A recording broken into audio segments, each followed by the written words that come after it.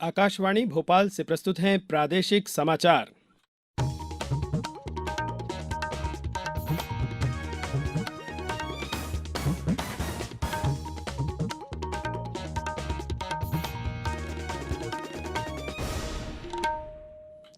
नमस्कार, समाचारों के साथ मैं नवनीत चौबे। सबसे पहले इस बुलेटिन के मुख्य समाचार।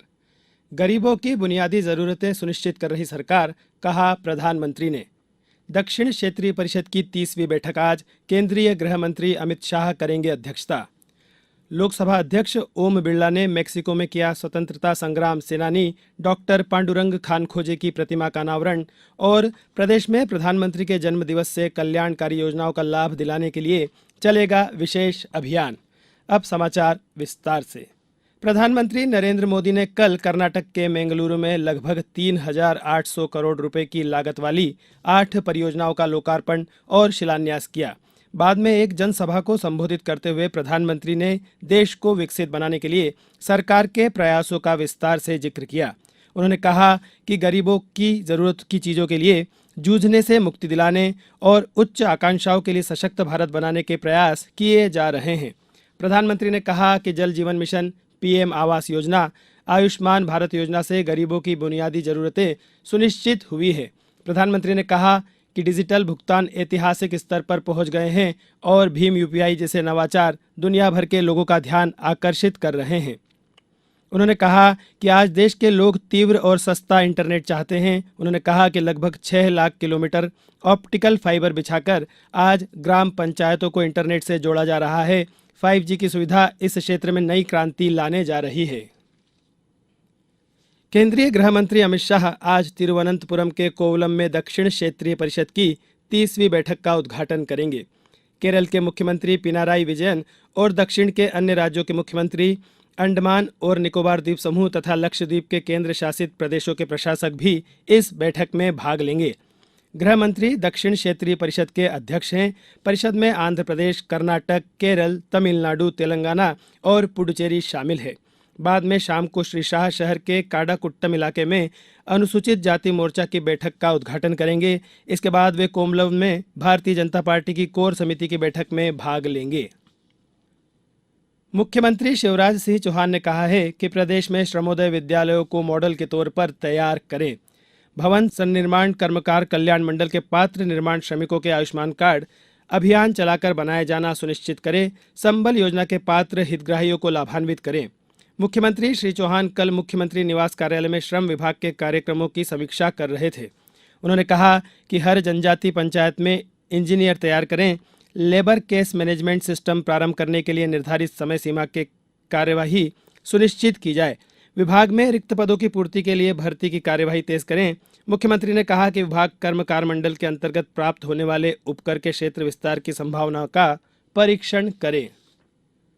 झाबुआ जिले में नियमित टीकाकरण के लिए लगातार कार्य किया जा रहा है, जिसका सार्थक परिणाम NFHS 5 में नजर आया।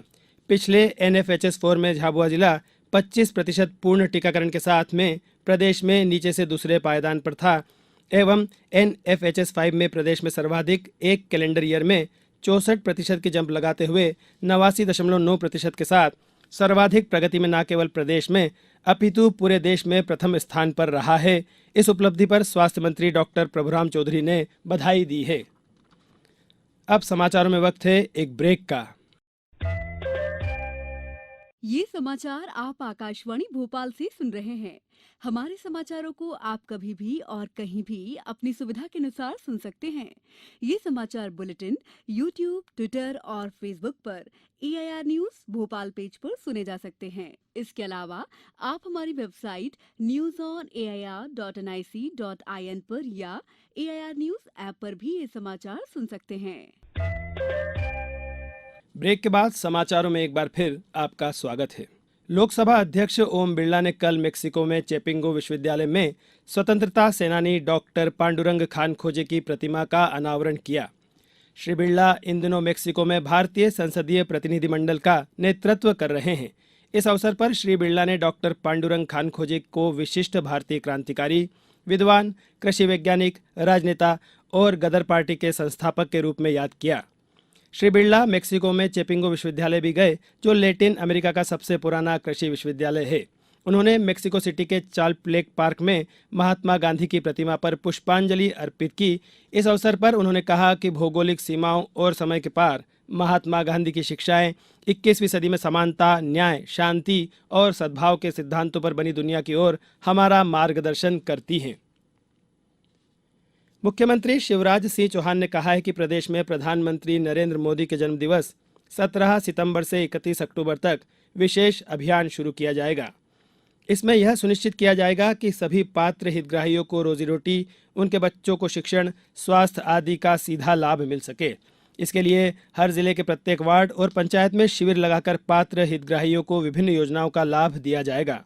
कल इंदौर में एक कार्यक्रम को संबोधित करते हुए मुख्यमंत्री ने कहा कि राज्य सरकार का संकल्प है कि लोगों के जीवन में परिवर्तन लाकर उनके चेहरों पर मुस्कान लाई जाए।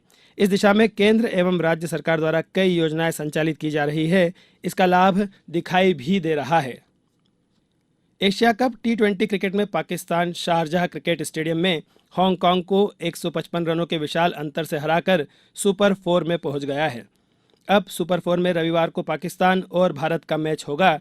इस बीच एशिया कप 2022 के पहले सुपर 4 मैच में श्रीलंका और अफगानिस्तान का मैच आज शाम 7:30 बजे शारजाह में होगा।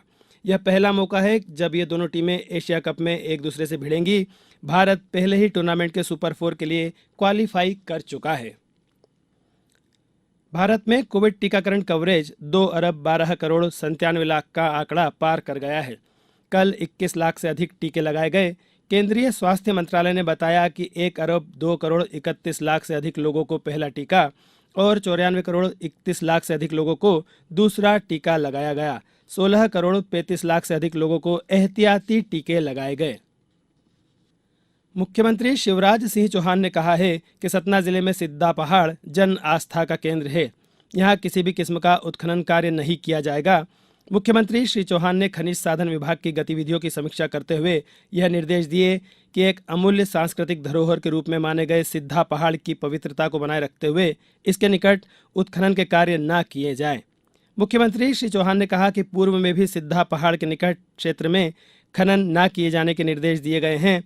अब तक खनन की कोई भी कार्यवाही नहीं हुई है, लेकिन आगे भी इसका पूरा ध्यान रखा जाना सुनिश्चित किया जाए। अब कुछ समाचार संक्षेप में।